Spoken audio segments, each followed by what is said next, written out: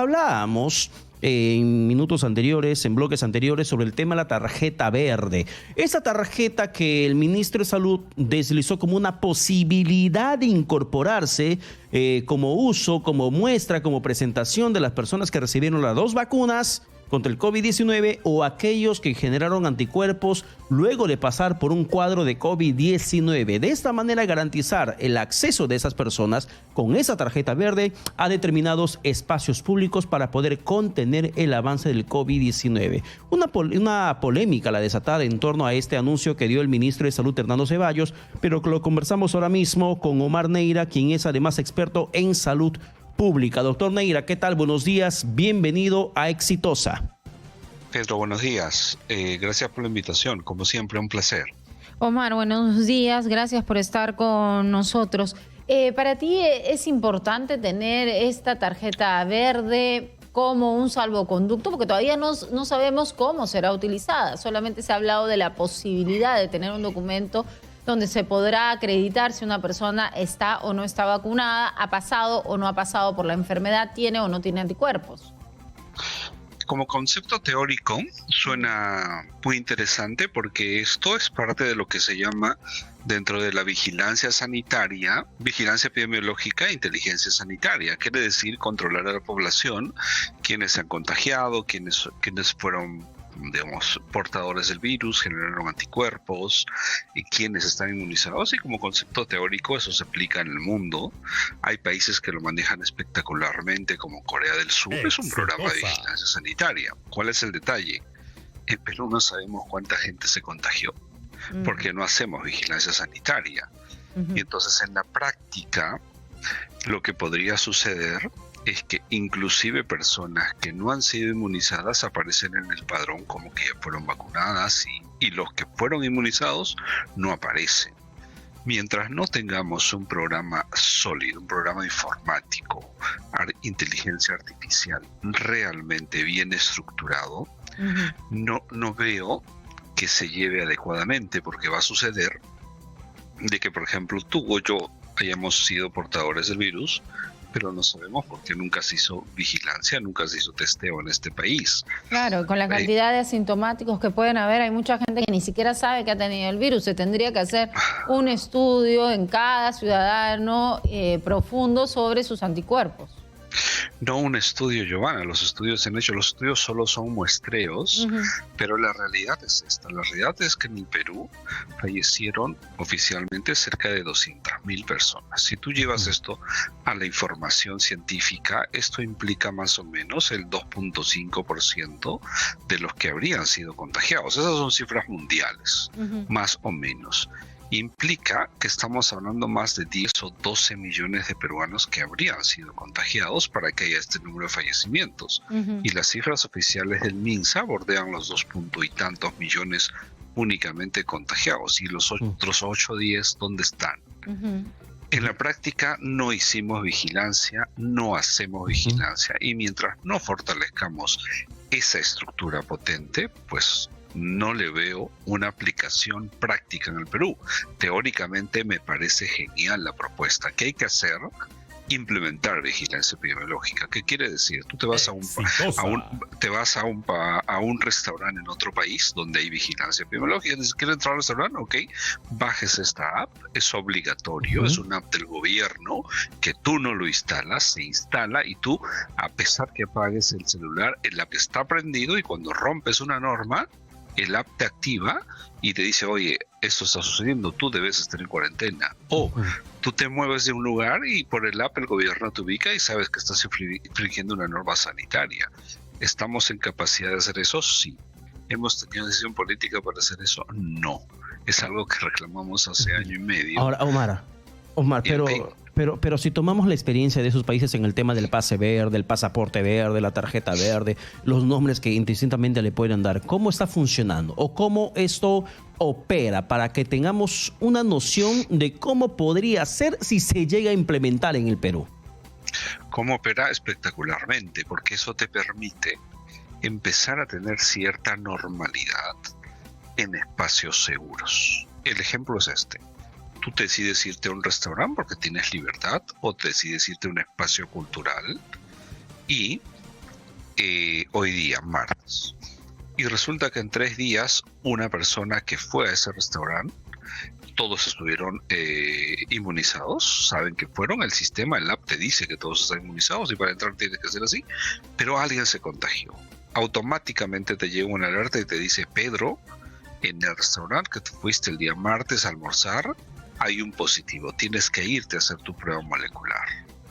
Y todos los que fueron ese día y tus contactos de los 3 días posteriores tienen que hacer eso, con la finalidad de evitar contagios. Para eso funcionan estos pasaportes y te ocasionan que sean seguros. ¿Y cómo se hace el seguimiento a esas personas desde el gobierno? Pues para eso hay que implementar un Instituto Nacional de Salud realmente potente, una unidad que monitorice esto. Finalmente es inteligencia artificial aplicada. No tiene que haber personas, pero después de esto son personas que responden. Pero en estos países hay un seguimiento del gobierno, es decir, hay un seguimiento que al día siguiente le dice: Pedro, no has ido a hacerte la prueba y tienes que hacértela porque si no tu pase verde se va a poner en rojo. No existe. Se pone en rojo, claro que sí. Sucede acá al lado, en Colombia. Tú llegas a Colombia y el gobierno de migraciones te obliga a bajar una app y te dice: usted tiene que estar en restricción porque no tiene las medidas sanitarias y permanentemente te monitorizan. Claro. Eso ocurre. No estoy yendo a Corea del Sur. En Corea del Sur la estructura de vigilancia epidemiológica es enorme. La tasa de vacunación, de inmunización en Corea del Sur es bajísima. Pero ellos tienen casi normalidad por una razón, porque tienen instalado esto que se llama inteligencia sanitaria. Bueno, el tema de la ubicación digital que te permite un aplicativo no es algo aislado para nosotros, porque por ejemplo para mí, Omar, o también te comento, Giovanna, de repente ustedes también les ha pasado, Google Maps me manda un reporte mensual de los lugares que he visitado en los últimos 30 días. Si esto, por ejemplo, funcionaría a nivel sanitario, te indicaría que en el lugar que visitaste había una aglomeración de personas, se detectó una persona con COVID-19, si es que se implementaría dentro de la vigilancia sanitaria. El sistema tecnológico en el Perú acá ya te dice en los últimos 30 días dónde estuviste andando. Así es, Pedro, tú tienes razón. Podemos saber dónde Giovanna ha estado, pero esto es aplicado al tema sanitario y el alerta te tiene que llegar en tiempo real para cortar brotes. Y si cortas brotes, evitas olas. Eso no se quiso hacer en este país. En Colombia están utilizando el app, pero ¿están utilizando también ya una tarjeta verde? No, tarjeta verde no. Ellos han hecho control de vigilancia epidemiológica. La tarjeta verde entiendo que quiere tener una aplicación inclusive para el tema de las vacunas. Europa lo está haciendo. Francia tiene gran rechazo por parte de la población.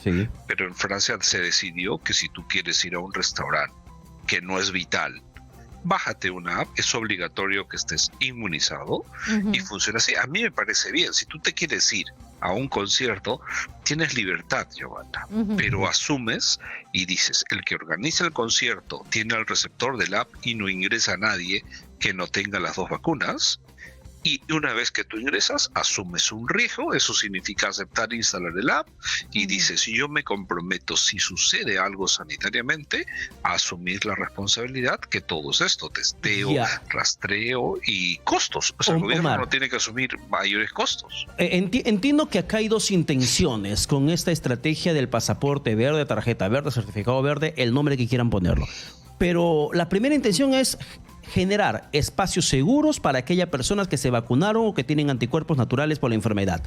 Y segunda intención, según lo que puedo interpretar, de repente podemos considerar, Omar, es generar el interés de la gente que no se quiere vacunar, que aún no se ha vacunado, que se lo pueda hacer para que pueda regresar también progresivamente a la normalidad. En ese segundo grupo, ¿se está logrando ese impacto en esos países donde se aplica ya este criterio de que la gente que se resiste a la vacuna, bueno, porque quiero comerme en el restaurante, porque quiero ir al gimnasio, quiero ir al parque temático, me voy a vacunar? ¿Se está generando ese impacto? No importantemente, porque hay otros conceptos sanitarios que hay que fortalecer. En ese segundo concepto coincido contigo. El propósito del ministerio es poder fortalecer que las personas vayan a vacunarse, porque dicen: si quieres ir a esto, vacúnate. Correcto. Pero ¿cuál es el problema en el Perú? Que le ha sucedido a personas muy cercanas, o sea, no es que me lo dijeron. Yo he visto esto, que tú has ido por tu segunda dosis y no está la vacuna.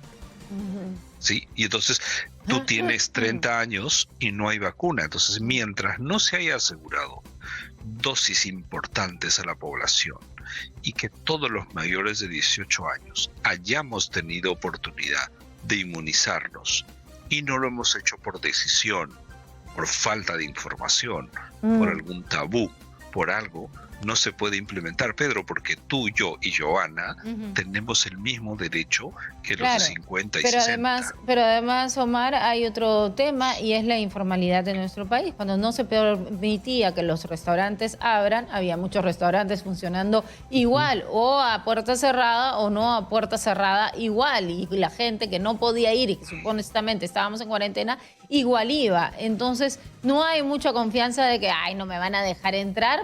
Yo entro de todas maneras y nadie me lo va a impedir. Y lo peor de todo es que suele pasar. Pero estamos viendo, ¿no? O sea, hay reuniones, hay fiestas, hay conciertos que se supone están prohibidos en espacios cerrados, en aforos X, y eso se está dando. En un país donde existe más del 70, tal vez 80% de estructura informal, que se aplica a lo que tú dices, Joana, que se aplica a lo que tú dices, somos pocos los que intentamos cubrir o aceptar o cumplir estas normas. Por lo tanto, suena bien. Yo creo que ¿qué se puede hacer? Informar que las vacunas salvan vidas. Hacer una campaña potente. Saber que ayer se aprobó por primera vez ya de forma completa la vacuna Pfizer, que en la práctica significa que ya es un fármaco que no tiene restricciones de emergencia. Después de un año de millones, más de 1.000 millones de personas han recibido la vacuna Pfizer, y la FDA, que es un organismo no político, técnico, con muchas investigaciones científicas de verdad, no encuestas, no lo que me pareció, ha determinado que la vacuna es segura y eficaz. Es importante. Si eso lográramos informar, Joana, y decirle a la población. Sí. Por eso lo hemos estado diciendo desde muy temprano, esta noticia que es muy importante para el mundo, no solamente para nosotros, pero nosotros tenemos una gran población ya vacunada con Pfizer, primera vacuna que ya tiene la autorización total, no de emergencia. Gracias por estar con nosotros, Omar Neira, experto en salud pública.